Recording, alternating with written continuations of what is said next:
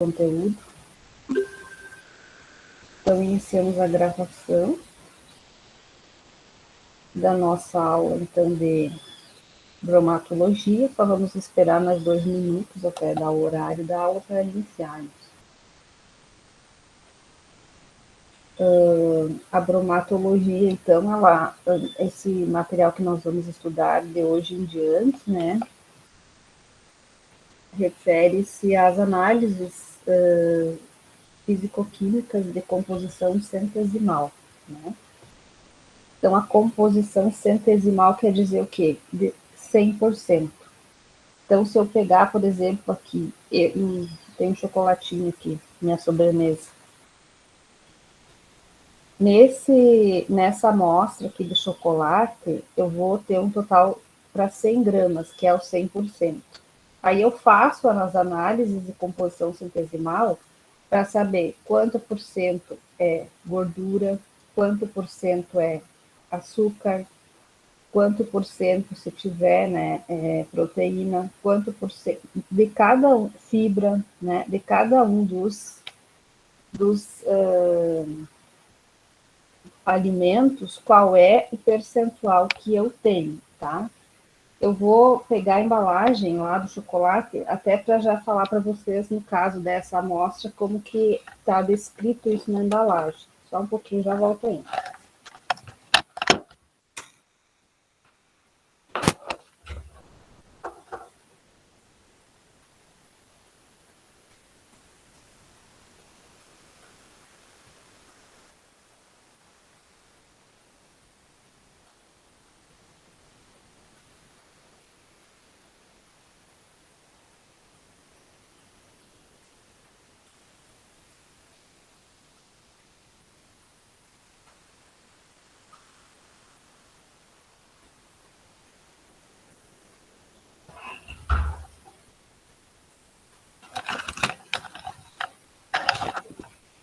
O exemplo do chocolate é bem bom, né? Não tem quem não gosta. Então, o que diz aqui é o soufflé, né? O chocolate, que fala na embalagem aqui? Eu tenho a informação nutricional, porcional, né? Que é de uma porção de 25 gramas, que são 5 quadradinhos do chocolate, tá? Então, ali eu tenho o valor energético, que são as calorias, né? 136 calorias, é bastante coisa. Então, se vocês pensarem aqui numa barra de chocolate que tem 80 gramas, eu vou ter 3 vezes isso se eu comer o chocolate inteiro, né? Eu vou ter, então, 136 vezes 3. Quase 400 gramas de calorias num chocolate, tá? Mas o que tem, então, aqui, né? Tem carboidrato, que é a maior quantidade, 13 gramas nessas 25, né? Que equivale, então, a 4%. Eu tenho 2,1 gramas de proteína e tenho 15%, que equivale a 3%, 15% de gordura. E desse total de 15%, 23% são gorduras saturadas. Tenho 2% de fibra alimentar e 1% de sódio, né? O sódio também a gente ignora às vezes, né? Mas nesse chocolate aqui, apesar da doçura, ele tem sal na composição. E isso também vai estar presente em bolachinhas, os cookies, né? Aqueles, eles são também bastante ricos em sal. Então, não dá para a gente exagerar, né, no consumo desse tipo de...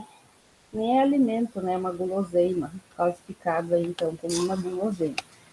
Só que isso que serve para o chocolate serve para todos os outros tipos de alimentos, né? Então, é importante a gente olhar, né, as embalagens e olhar, então, a composição nutricional.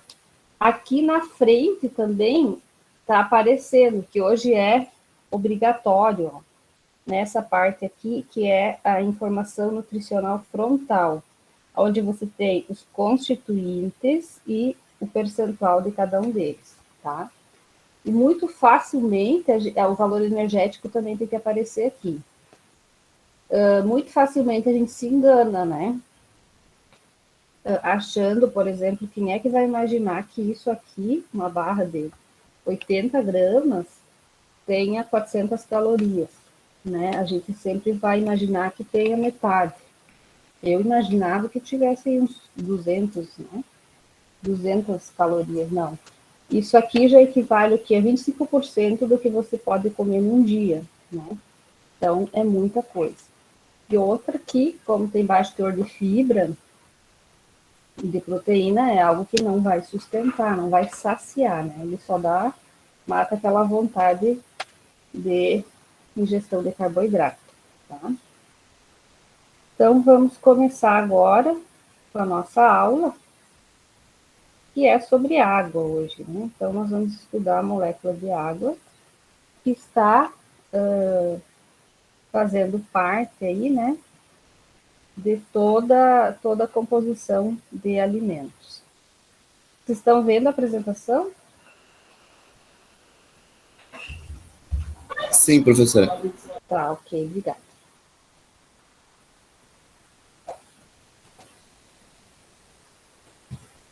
Então, a água, né, é o componente majoritário dos seres vivos e, portanto, dos alimentos. Então, o nosso organismo aí é constituído 85%, né, mais ou menos, de água. Então, isso também acontece com os alimentos, né? Por exemplo, as carnes, elas têm 60 a 70% da carne é água. Das frutas e hortaliças, um teor bem maior, né? 90 a 95% é água constituindo. Então, ela é essencial para a vida, né? Por quê? Porque dentro do nosso metabolismo, se vocês forem recordar lá na bioquímica que nós vimos, as substâncias, né, as moléculas que produzem ATP, elas são carreadas, né, pela água, ou seja, é uma forma de levar, né, os nutrientes até as células. Então, ela é altamente reativa e também é o meio onde as reações se realizam, né? Por exemplo, as reações das enzimas, para as enzimas estarem ativas, elas devem estar em sistemas aquosos, né? E também ela é importante como estabilizador, né? Quando se fala em configurações biopoliméricas, por exemplo, para a formação das emulsões de óleo e água, né? Emulsões aí de proteína com gordura. A água vai fazer o que? A ligação entre a proteína e a gordura, entre, né, os componentes aí do alimento.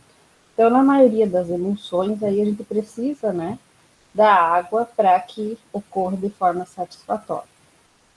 Então, aqui está, né, o esquema, a fórmula estrutural, né, da molécula de água. É um oxigênio e 2 hidrogênios, que ficam nessa distância aqui, né, formando um tetraedro. Tá?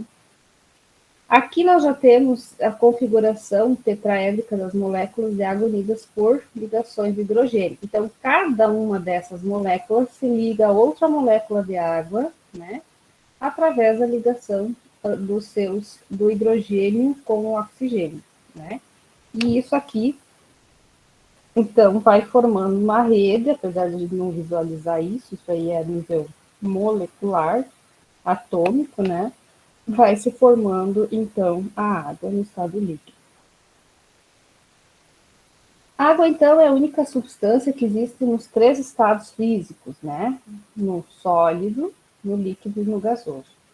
No estado sólido, nós temos o que? Menor energia, ou seja, as moléculas de água estão arranjadas, né, estão ligadas e formam cristais. No estado líquido, nós já temos um estado de maior energia, onde as moléculas estão um pouco mais afastadas. E no estado gasoso, então, que é o estado de maior energia, porque as moléculas estão soltas, né, bem distantes e estão em choques, né, entre elas, choques moleculares, mantendo aí o estado gasoso. Né? A presença da água, então, em quantidades adequadas e localização definida é imprescindível no alimento, né, para que tenha uma qualidade aceitável. E ela é fator também para classificação dos alimentos entre altamente perecíveis, perecíveis e não perecíveis. Né? Então, para os altamente perecíveis, serão aqueles que nós temos a água em quantidade acima de 90%, né? São as frutas e hortaliças. Né? Então, são requeridos métodos efetivos de conservação, né? Quando se pretende armazenar por longos períodos, né? Que em geral são eficazes, mas vão alterar as propriedades, né? Então, essa água é um fator individual que mais influi nas alterações dos alimentos, tá? Então, o alimento com o mesmo conteúdo de água alteram-se de forma distinta, tá? Por exemplo, uma folha de alface, né? Ela vai deteriorar muito mais fácil do que uma maçã, por exemplo, né? Por que isso ocorre, né? Ocorre pela quantidade de água livre que eu tenho em cada um dos diferentes alimentos. E isso é diferente para um alimento que tenha, os dois podem ter 90% de umidade, mas isso vai variar, então, de ponto, né, de alimento para alimento. Que é o conceito da atividade de água, né? Está diretamente, então, relacionado com o crescimento e atividade metabólica dos micro-organismos, e com as reações hidrolíticas aí causadas por enzimas, né? Então, o conteúdo de água ou umidade é diferente de atividade de água. O conteúdo de água ou umidade é o total, né, de água. E a atividade de água é a água disponível para as reações, né, de oxidação e de deterioração. Então, em termos gerais, cada tipo de alimento já foi medida, né, a atividade de água deles. Para que serve isso, né? Para calcular a estabilidade dos alimentos, melhorar o processo de conservação e desidratação e planejar, né, a confecção, a elaboração de produtos mais estáveis. Então, para isso é importante sabermos a atividade de água. Então, a água livre, ela está fracamente ligada aos componentes não aquosos dos alimentos. Pode ser mais facilmente eliminada, como, por exemplo, no processo de secagem de alimentos. E está disponível para o crescimento microbiano e para as reações químicas. A água combinada, ela está fortemente ligada aos componentes como proteína, né, como as fibras e os carboidratos. Essa água combinada, ela é mais difícil de ser eliminada e não está disponível para o crescimento de micro-organismos e reações químicas. Então, quando nós falamos em água livre, estamos nos referindo à atividade de água. A água, a umidade total é o quê? A água livre mais a água combinada. A atividade de água somente a água livre, né? Que então nós vamos ver que está disponível para os micro-organismos e para as reações químicas.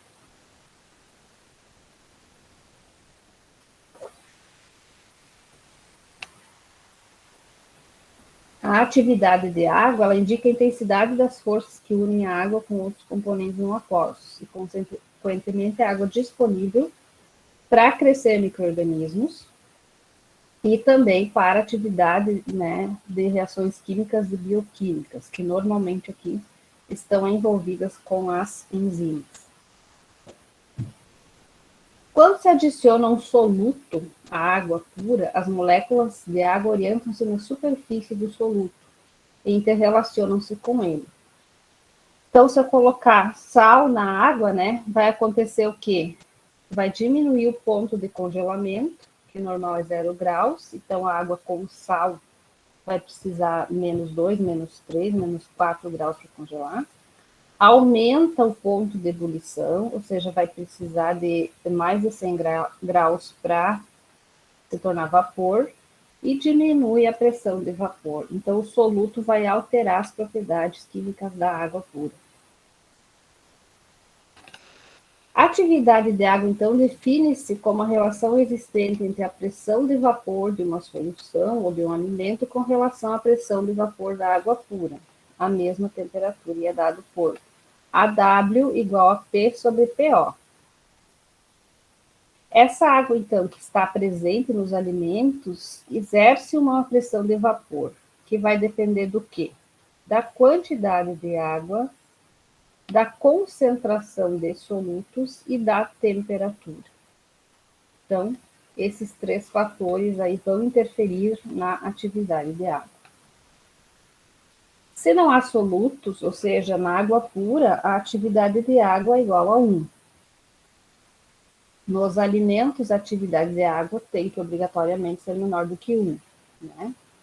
Então, a água livre apresenta as mesmas propriedades físicas da água pura, está disponível para reações químicas e enzimáticas e não flui livremente.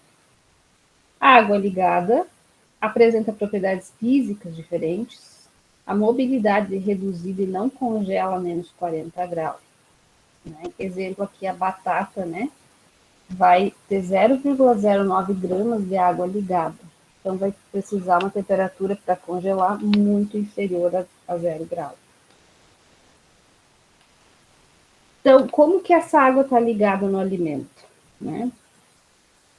Ela está ligada através de ligações químicas, que podem ser ligação iônica, né? Que é onde eu ionizo a água, H+, OH-, grupos hidroxilas dos açúcares, então os grupos OH presentes nas moléculas de açúcares fazem facilmente ligação com a água.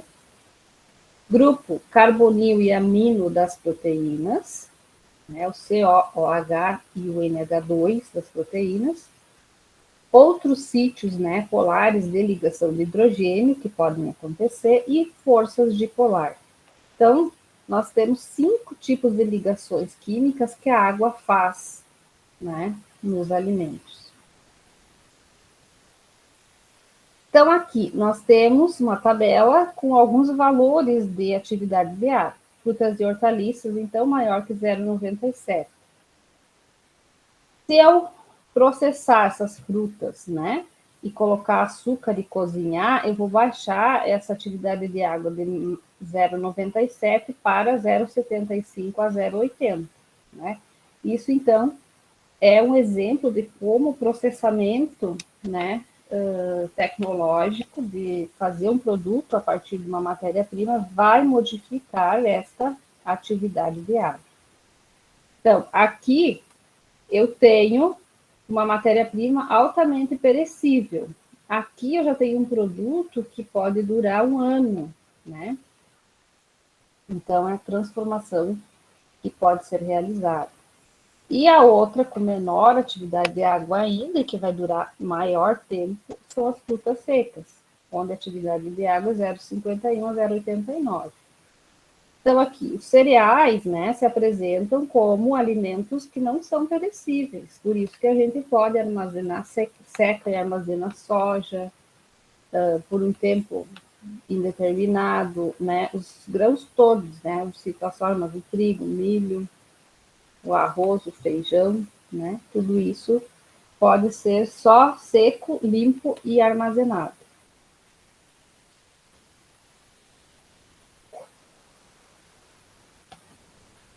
Agora, então, as isotermas de absorção de água, né? São gráficos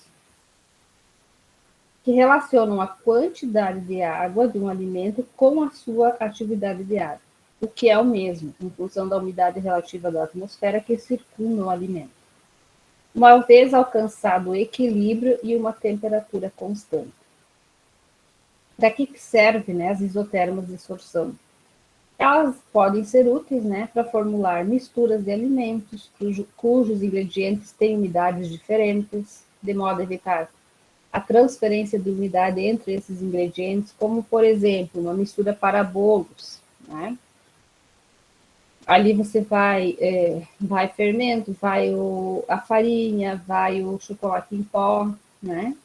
Ovo em pó, cada um deles tem uma umidade diferenciada. Então, se eu sei essas isotermas de sorção, quer dizer o que até aonde, né? Em que temperatura e até onde vai absorver água, né? Granola, biscoito recheado, né? Então, serve para determinar as propriedades de barreira para não absorver, né? Umidade e aí ter, por exemplo, se a gente deixar as bolachas Maria fora de uma proteção da embalagem, elas ficam moles, né? Porque elas vão absorver a umidade do ambiente. Então, tudo que é alimento mais seco, vocês podem ver que são melhor embalados, né? Por exemplo, os salgadinhos, tem aquela embalagem metálica. As bombons, né? Os bombons vêm normalmente em embalagem dupla. As bolachas cookies, né? Vem a embalagem de fora e normalmente tem a embalagem individual de cada um, né? Para evitar a absorção de água do meio externo, né? Então, a variação na umidade dos alimentos com alta quantidade de água vai influenciar pouco na atividade de água. Então, aqui nós temos a quantidade de água, se ela é pouca, né? Ela vai influenciar na atividade de água.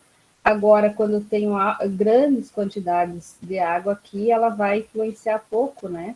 Na atividade de água do alimento. Então, e aqui no caso é 1, né? Se eu tenho alta quantidade, vai estar bem próximo de 1 aqui.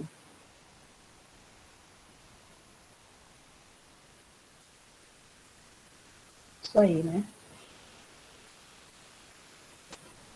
Variações na umidade de alimentos com baixa quantidade de água vão modificar bastante, é o que eu acabei de falar, né? Então, se eu tenho as bolachas e ela vai absorver a umidade do ar, ela vai mudar totalmente a umidade, né? Então, aqui eu tenho uma quantidade de água que vai aumentando, né? E aqui, consequentemente, se ele tem pouca umidade, pouca quantidade de água, né? Ele vai ter muita influência na atividade de água desse alimento.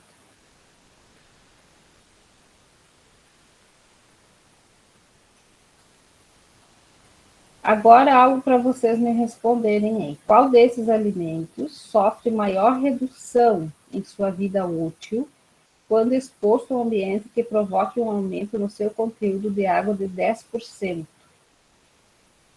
A carne in natura, que tem a atividade de água de 0,98, ou a amêndoa seca, que tem a atividade de água de 0,6.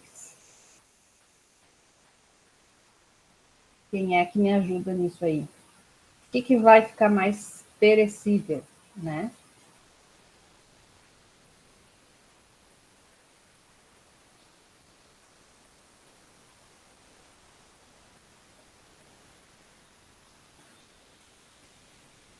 O que vocês me dizem? Podem falar.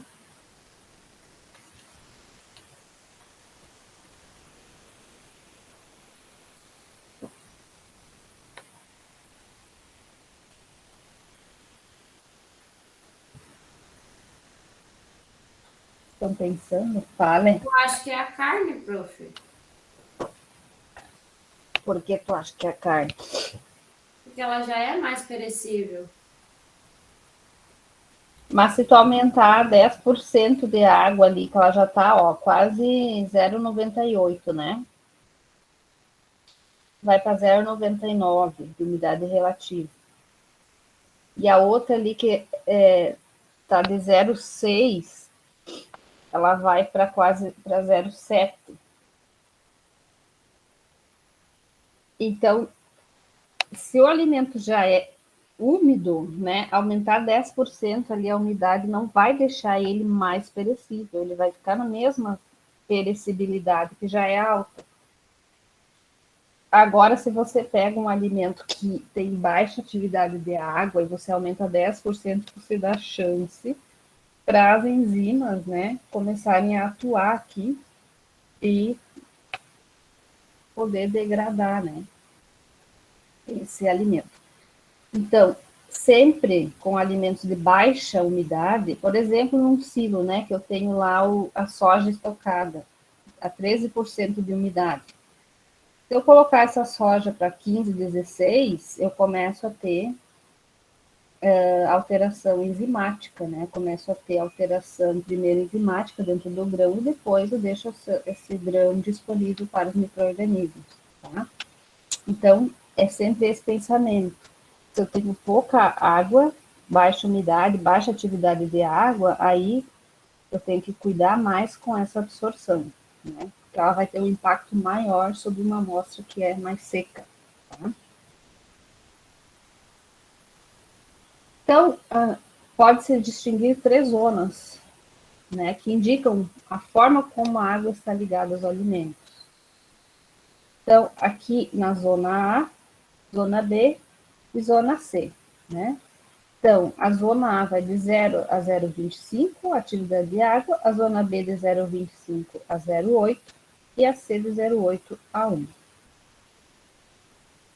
Então, na zona A, nós temos o que? Água ligada, que está fortemente ligada e menos móvel, que corresponde à água da camada monomolecular, que está ligada com o NH3 e o CO das proteínas, o grupo OH dos amidos e dos açúcares, né? É difícil de extrair, ela não congela e também não se encontra disponível para atuar como solvente ou como meio, né, reativo das enzimas. Então, equivale à atividade de água inferior a 0,2 até 0,3. A zona B corresponde à água das camadas de hidratação dos constituintes solúveis. Então, ela está um pouquinho, né? A da zona A está bem ligada nos componentes do alimento, a camada de hidratação está um pouquinho para frente, mas também ainda está ligada, né, a proteínas, sais e açúcares. Aqui nós temos, então, as ligações de hidrogênio e dipolo-dipolo. O ponto de congelamento e a capacidade solvente é bem reduzida. E nós temos, então, nessa a faixa entre 0,3 e 0,8 de atividade de água, que é a chamada água, então, absorvida.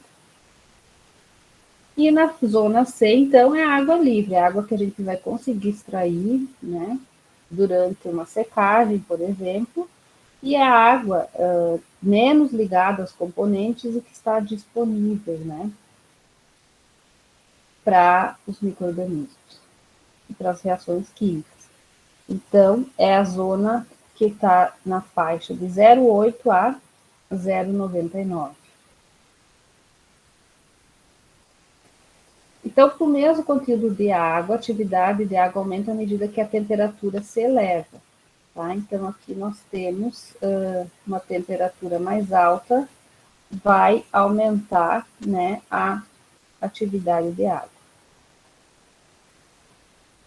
Então, essa atividade de água do alimento e a umidade relativa do ambiente no qual se encontra sempre tendem a se equilibrar.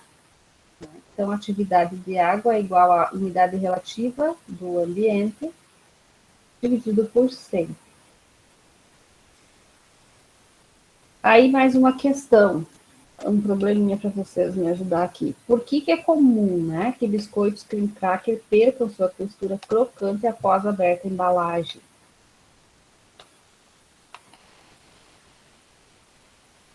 Quem me ajuda nessa?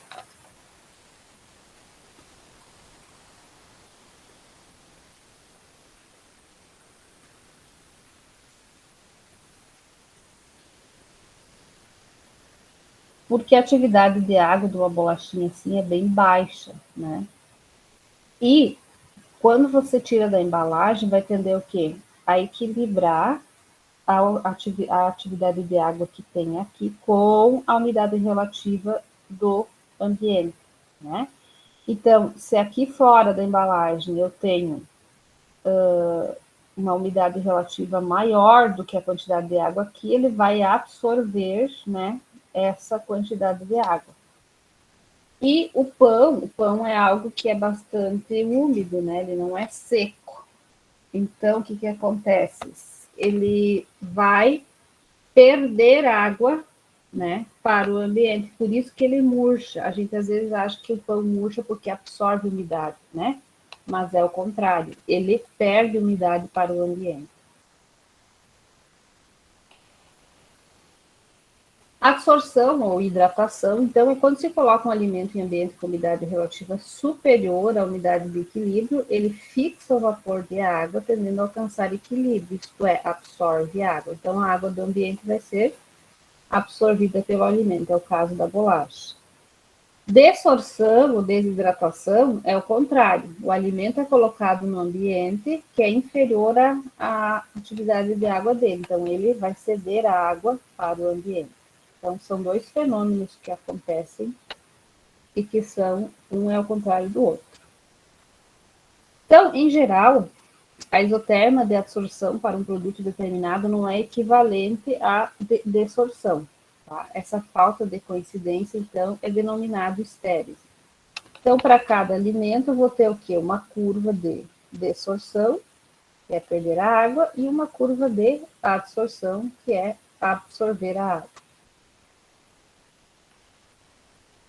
Então, para a mesma quantidade de água, dessorção e desidratação, menor atividade. Para absorver ou hidratar, maior atividade de água. Por que isso acontece, né? Então, durante a dessorção, o alimento desprende a água que estava mais ou menos ligada, ou seja, a água que não estava totalmente livre. Já na absorção, a água captada não tem ou tem menos pontos para se unir devido às interações dos constituintes não aquosos durante a dessorção. Logo, com a mesma quantidade de água, há mais água livre, né, na absorção. O alimento também vai reter água nos capilares. Durante a absorção, a água captada tem mais dificuldade para entrar, já que a pressão de vapor de água que se necessita para penetrar nos capilares é maior do que para sair. E, além disso, durante a dessorção, os capilares podem se obstruir e diminuir seu diâmetro, influenciando aí na absorção. Para que se usa essas isotermas, então? Vai avaliar a estabilidade do alimento, vai prever, né, a mistura, a atividade de água de diferentes misturas de diversos ingredientes, permite estimar o tempo, né, máximo de armazenamento do produto na embalagem, melhorar o processo de conservação, né, que se utiliza a redução da quantidade de água, processo normalmente mais usado de secagem, determina a temperatura ideal para armazenar produtos congelados, né, estabelecendo uma relação entre a temperatura e a atividade de água. Toda a tecnologia de alimentos ela é baseada em controlar essa atividade de água, né? Porque se eu controlo isso, eu não tenho água livre para os micro-organismos, eu não vou ter deterioração do alimento. Para isso, então, eu vou utilizar o quê? Sal, açúcar, calor, secagem, congelamento, né? São as diferentes formas de tratar, né, de tecnologicamente modificar a atividade de água, né, deixar ela no menor valor possível. Né? Então, aqui nós temos, né, a quantidade de água necessária, da atividade de água para o desenvolvimento de micro-organismos. Então, aqui nós temos o quê? O mais preocupante são as bactérias, né? Que aí nós podemos ter a deterioração do alimento por bactérias patogênicas, né? Que se forem ingeridas, aí esses alimentos vão provocar problemas de saúde. Então, bactérias têm o desenvolvimento em atividade de água mínima de 0,91. Leveduras de 0,88. Fungos de 0,80. Bactérias halófilas 0,75 e leveduras osmófilas de 0,60, né? Então, a maior preocupação, né, não que os outros não sejam preocupantes, mas você ter contaminação por levedura, o fungo, se alguém for ingerir o alimento, não vai ter um problema tão grave, né? O problema maior são as bactérias, que precisam, então, esse cuidado maior.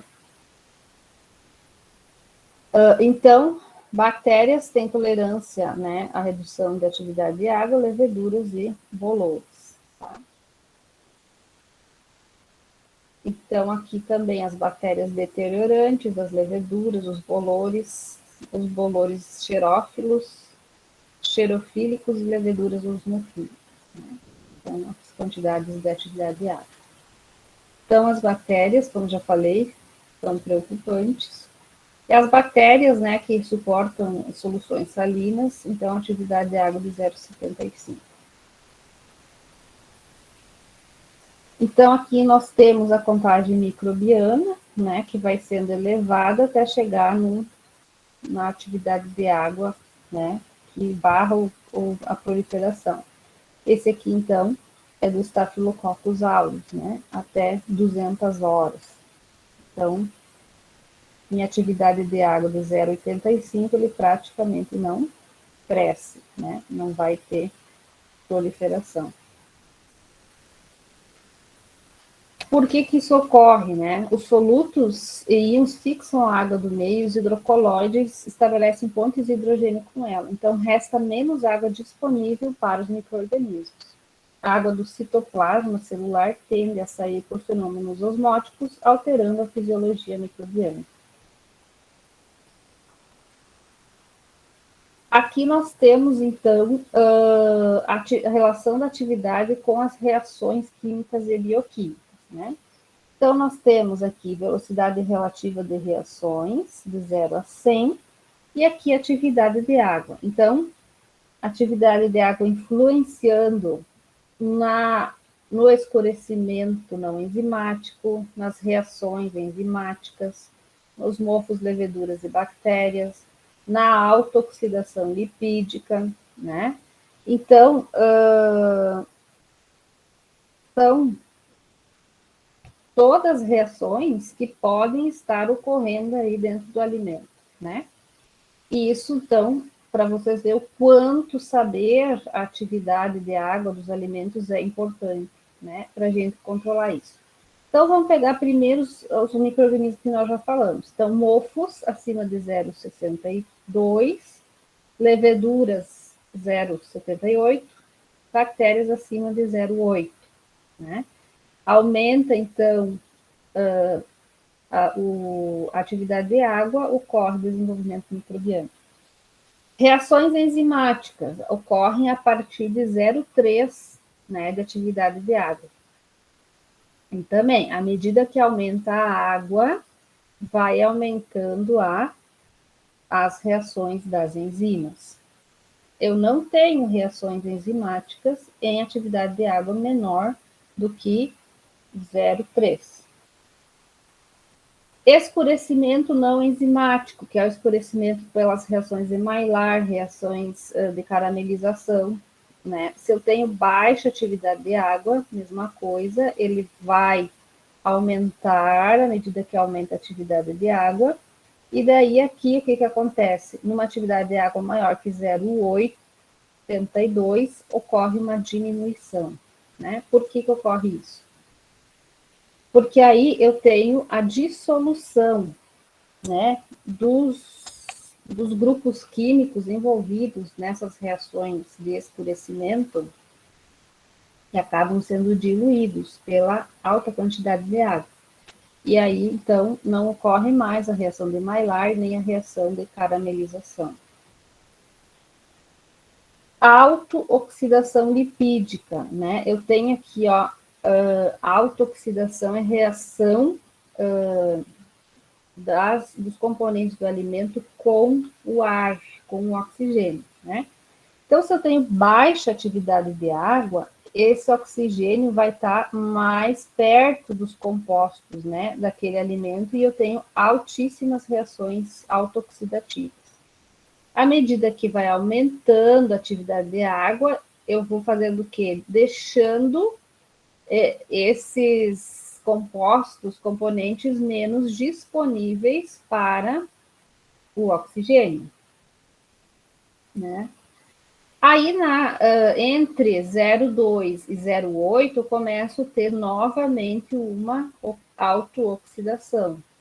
Né?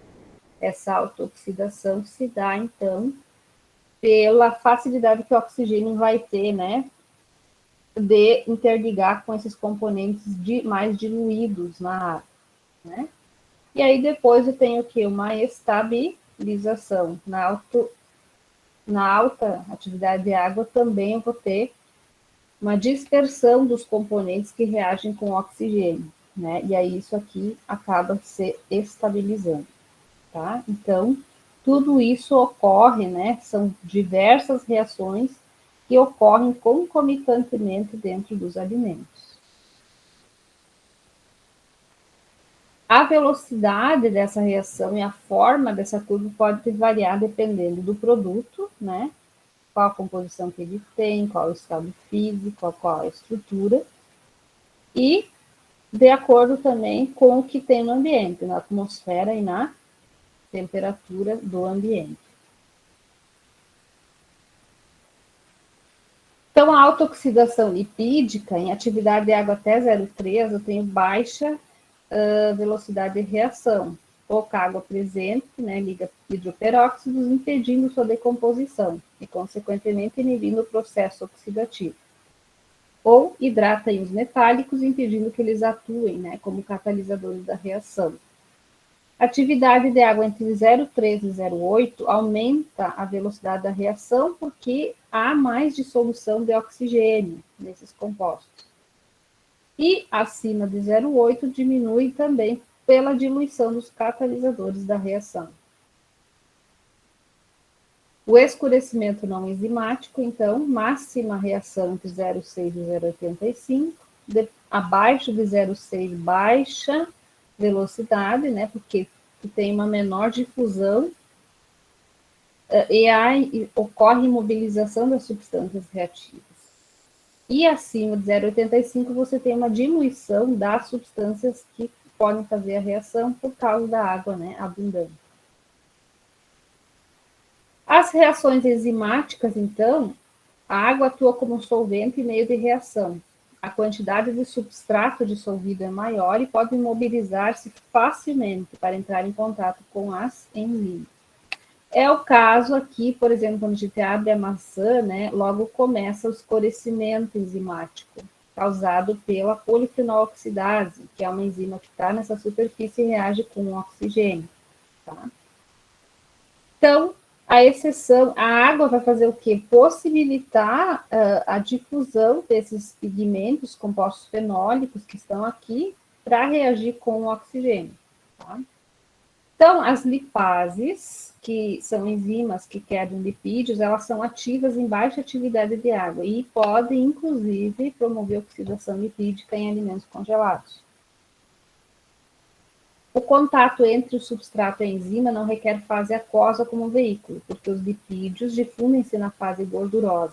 E as enzimas, então, as lipases, vão atuar nesses lipídios, né?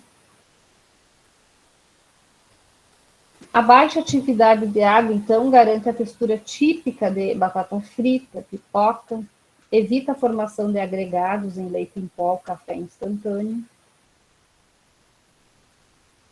E aqui nós temos, então, os métodos que rapidamente eu falei antes para vocês de conservação, né, de alimentos com base na modificação da atividade de água. Então, eu posso fazer uma evaporação, uma desidratação, né, que é a secagem, que inclui principalmente as operações de desidratação por ar quente, desidratação osmótica ou por liofilização. E aqui também eu posso utilizar o congelamento, mas simplesmente congelar um alimento, eu não vou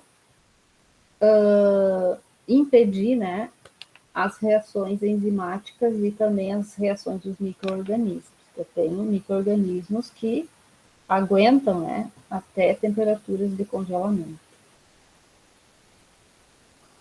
Então, a evaporação vai diminuir a quantidade de água, o congelamento diminui a temperatura, a desidratação osmótica faz a concentração de solutos, caso aqui das frutas em calda, das geleias, né? Aqui é um charque que também foi seco, né? Desidratação por ar quente, tomate seco, as frutas cristalizadas, o leite em pó, e a liofilização, então, os fermentos, né, e os iogurtes em pó também, que dilui, né, para consumir. O congelamento, então, quando um alimento se congela, vão se formar cristais de gelo, praticamente puros, enquanto os solutos migram na fase líquida, na qual se concentram cada vez mais. Assim, à medida que diminui a temperatura, o mesmo ocorre com a atividade de água, porque vai decrescer a pressão do vapor. Então, as temperaturas de congelamento interferem por si só na viabilidade dos micro-organismos e nas reações químicas e enzimáticas. E, adicionalmente, reduzem a atividade de água. O volume da água no estado sólido é maior, o que pode romper as estruturas dos tecidos, favorecendo a deterioração dos alimentos. Então, pode ter alteração de textura, devido à liberação de água e enzimas, e também a desestabilização de emulsões, géis e espumas.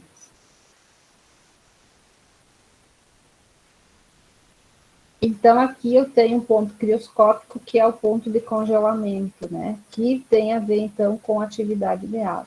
Quanto maior a atividade de água, por ter um pouquinho menos que zero, né? Atividade de água mais baixa, eu tenho temperaturas mais negativas para poder fazer o congelamento.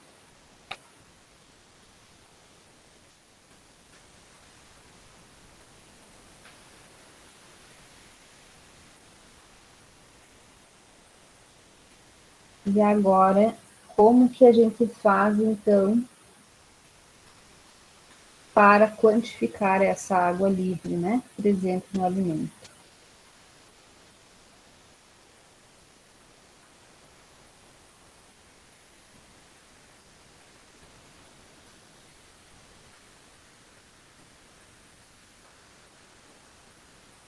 Que nós vamos fazer no laboratório, né? Então, a metodologia para determinar alimentos, quais são as dificuldades, né? Separação incompleta da água do produto, pode ocorrer decomposição do produto, né? Formando água além do que tem no alimento, e também perda de substâncias que são voláteis e que vão volatilizar na hora da secagem e acaba entrando no cálculo do total de conteúdo de água, né? Então, nós temos métodos de evaporação e secagem, que é o método oficial usado para a maioria dos alimentos, métodos de destilação, métodos com reações químicas e métodos instrumentais. O que eu vou considerar para escolher o método que eu vou utilizar? A quantidade de água que eu tenho nesse produto, se ele é sólido, se ele é líquido, se ele é pastoso, né? A rapidez para fazer a análise, a exatidão, se eu tenho os equipamentos e como que a água está nesse alimento, né? Então, o método oficial é o método gravimétrico a 105 graus, que vai determinar a perda de peso do produto submetido ao aquecimento até peso constante, né? Então, vou precisar o quê? Uma estufa de secagem a 105 graus, uma cápsula de alumínio ou de borosilicato, uma balança analítica, um dessecador e a estufa.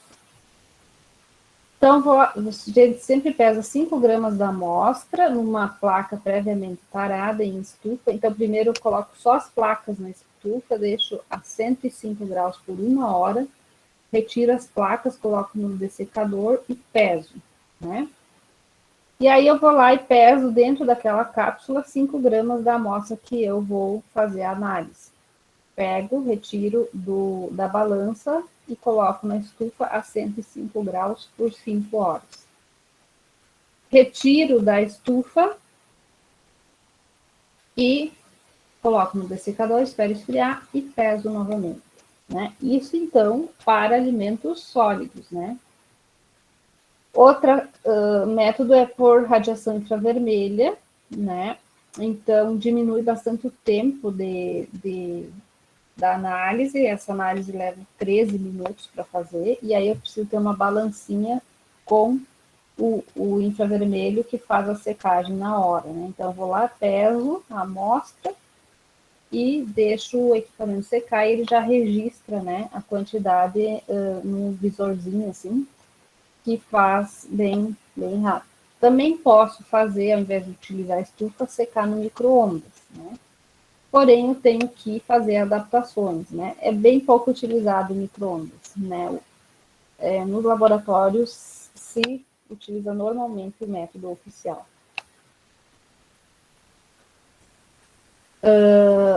Método gravimétrico a frio são indicados para alimentos que não podem ser aquecidos a 105 graus. Por exemplo, uma amostra rica em açúcar, né? Ela vai caramelizar se eu colocar na estufa. Então, eu faço o quê? Eu peso de 2 a 5 gramas de amostra, deixo num dessecador, que é ligado num vácuo, e lá dentro do secador tem ácido sulfúrico. Depois de 24 horas, vou lá e abro o material, e também eu vou vendo isso até não ter uma diferença entre as pesagens, né? Tem que ser uma diferença menor que 0,01 gramas. Também é um método bastante trabalhoso, né?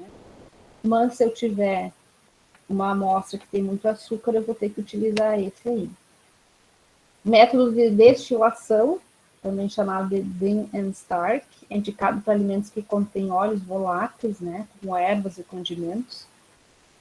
Então, é uma destilação, né, onde aqui eu vou ter um tubo coletor que vai coletar somente a água. Aqui mistura, então, tolueno com a amostra e isso vai sendo, então, reciclado, e aqui, assim, então, é só a água que é retirada e já é medido daí em volume. Método com reação química, posso utilizar uma titulação chamada Carl-Fischer. A água interage em reações químicas com certas substâncias e essas propriedades podem ser usadas para estimar a quantidade de água de certos alimentos, utilizado para frutas secas, óleos e também para o café. Então, é aqui a reação que vai ocorrer entre a mistura de iodo, dióxido de enxofre em álcool, né, com a água. Os instrumentais, eu posso medir no NIR, que é o infravermelho próximo, né? Então, vai medir os picos, né? Das bandas e comprimento de onda de 1,93 nanômetros, que é o da água, né? E também pode utilizar esses outros aí, né? Mas é difícil ter nos laboratórios porque ressonância magnética é muito caro, né? Também dá para medir por cromatografia gasosa, pouco utilizado também, índice de refração, densidade, condutividade elétrica e constante de elétrica. Então, são vários métodos, né? Mas, para nós, o que vai importar é o método oficial, né, da estufa a 105 graus, que é o método que é mais aceito e que é o método mais utilizado aí por todos os laboratórios.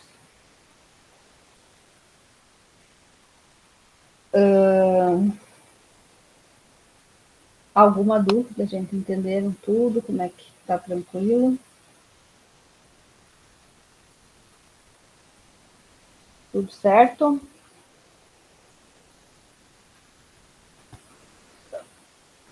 Aí eu vou deixar lá no ambiente do Moodle agora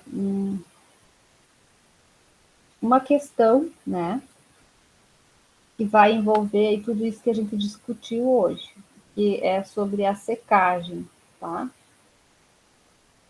Então, vocês vão entrar lá e vão responder a questão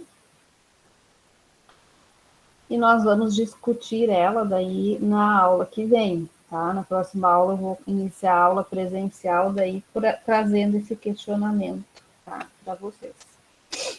Então, eu vou escrever lá no Moodle mesmo, não vou pôr no arquivo, né? Vou escrever na descrição lá da página, para vocês pensarem na secagem e a relação que tem com a atividade de água.